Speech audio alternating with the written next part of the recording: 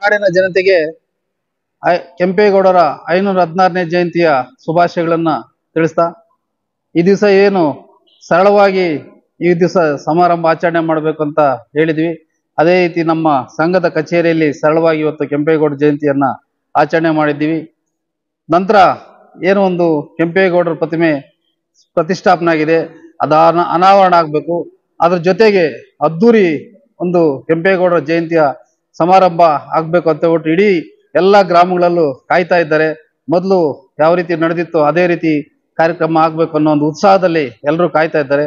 ಅದಕ್ಕೆ ಎಲ್ಲ ನಮ್ಮ ಜನಾಂಗದ ಎಲ್ಲ ಮುಖಂಡರು, ಸಂಘದ ಪದಾಧಿಕಾರಿಗಳೆಲ್ಲ ಸೇರಿ ಒಂದು ಸಭೆಯನ್ನ ಮಾಡಿ ಈಗಾಗಲೇ ಒಂದು ಪೂರ್ವಭಾವಿ ಸಭೆ ಮಾಡಿದ್ವಿ.